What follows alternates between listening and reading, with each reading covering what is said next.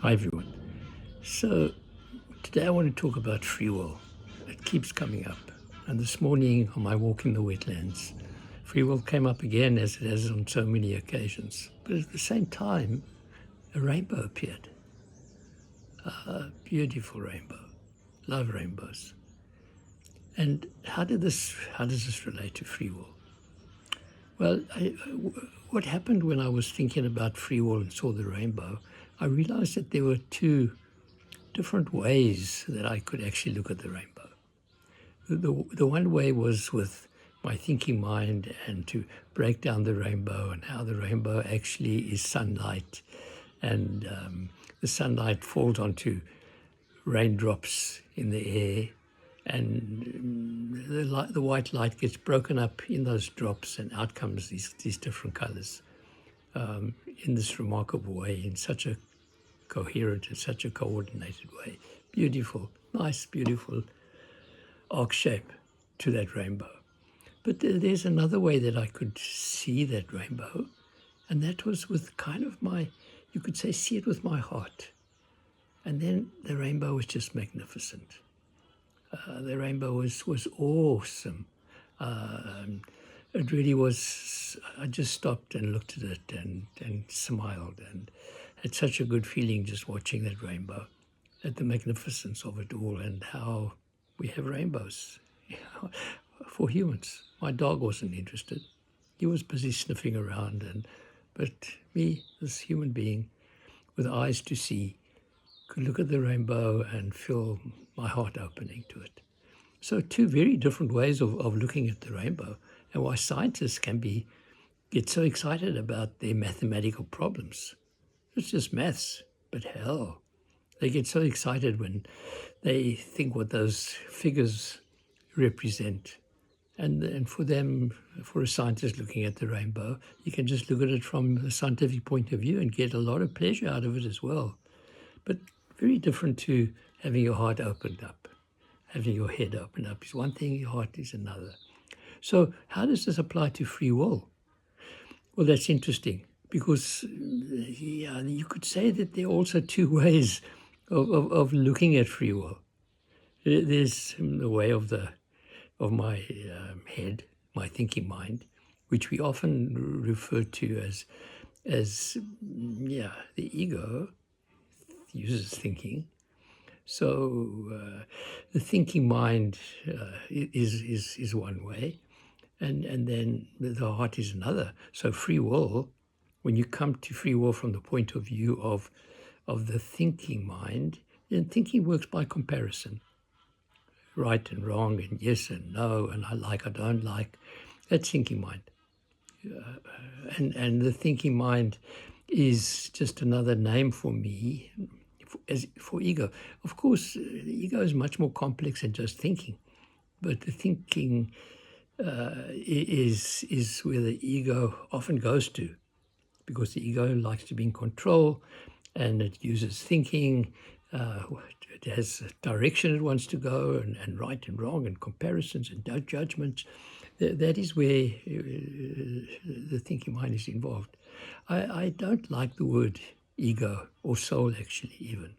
They're useful, and I will use them now even.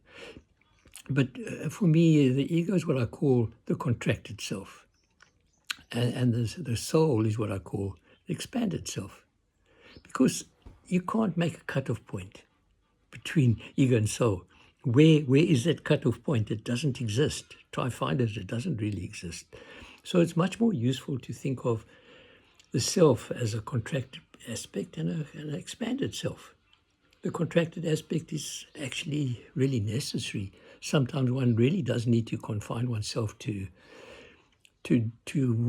doing certain things and planning certain things and looking at the future and the past, and all that kind of stuff is actually useful. And that's the role of the contracted self. So sometimes we do need to go into the contracted self.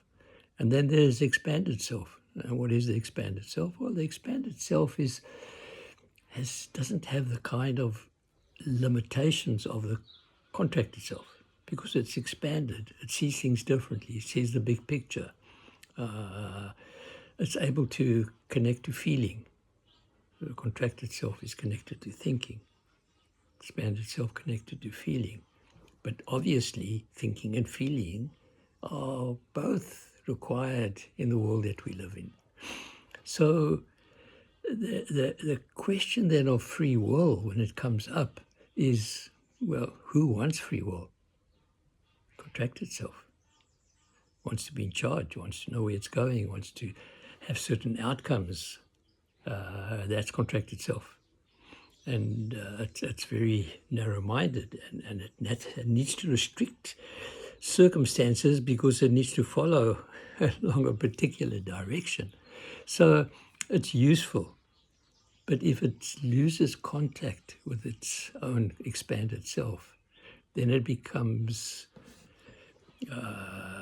self-centered, incredibly self-centered. Because the expanded self is not self-centered. The expanded self is in touch with the big picture, sees the whole, understands things differently, recognizes that nobody's perfect. So it doesn't have those kinds of expectations of the contracted self. So these are the two dynamics that we live in. And I think that both of them are part of who we are. We are an expanded aspect and a contracted aspect. But that's the question. Where do you put your attention? Because if you put all your attention onto the contracted self, you become self-centered. If you don't listen to the heart aspect, which is expanded self, then you become self-centered. And at the extreme end, you become narcissistic. And you are not in touch with the world around you, with people around you. You're totally and absolutely self-centered. That's the contracted self at the extreme end. The other part of it, the other continuum, is the expanded self. And if you deny the expanded self in you, then you can, as I said, become callous and rigid. I remember a conversation I had with a physicist, a German physicist, written a book on mathematics. And he one day said to me, Bernard, he said, what you just said is not scientific. I said, Hans, his name was Hans, if your relationship with your wife depended on science only, you wouldn't be able to have a relationship. You also got to be in touch with your heart. And the heart is not where science is based. The heart is experience.